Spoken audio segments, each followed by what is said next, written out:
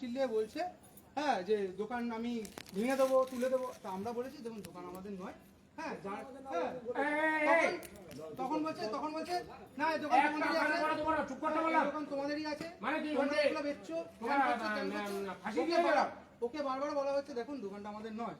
হ্যাঁ আমি তালা ভেঙে দেবো ভেঙে দিন আপনি যা পারেন আপনার এটা আমাদের নয়। না না আমাদের সাথে বচসা করবেন না বলেছি ওকে। ও আরো তেড়ে তেড়ে গিয়ে বলছে হ্যাঁ তোমাকে তোমার এই ব্যবসা আছে সেই ব্যবসা আছে আমি বুঝে নেবো হ্যান্ড করে দেবো বন্ধ করে দেবো ত্যান করে দেবো।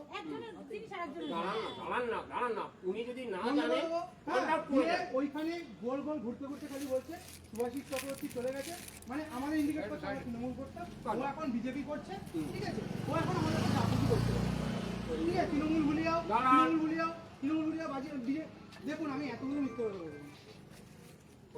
বর্তমান সমস্যাটা কি? যদি থাকে বর্তমান আমার কাছে সমস্যাটা কি? ভিডিও আছে আমি সেটা আপনাকে দেখাবো। সমস্যা হচ্ছে আমাদের এখানে কোনো সমস্যা নেই। সমস্যা হচ্ছে যাদের দোকান তারা এসছে কথা বলবো কিন্তু আমাদের সাথে পার্টি ঠান্ডা দেখে আমাকে মারবে বলেছে সেটা কেন? ওর জামাই দাঁড়িয়ে আছে হ্যাঁ কাকে ফোন করেন কল রেকর্ডটা দেখো কাকে ফোন করেছে কি করনি সেই টাইমে মা এটা ধরো মা এটা ধরো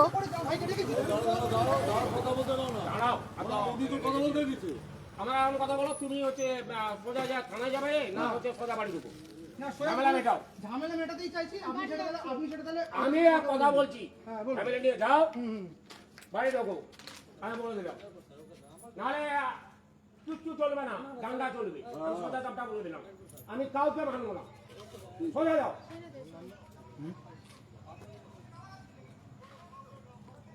তোমার যদি কিছু প্রপারলি কোনো কমপ্লেন থাকে সোজা থানায় যাও হয় আপনারা যদি দেখেন তাহলে থানায় যাও আর না হলে আমার এইসব কিছু জানা দরকার না হলে আমি বাস তুলবো। কারণ এখানে তো বলেছে যে বিজেপি অনেকক্ষণ বলেছি সাইড হতে নামগুলো জানতে হবে আমি কমপ্লেন করবো কার নামে করবো নামগুলো জানতে হবে আমাকে।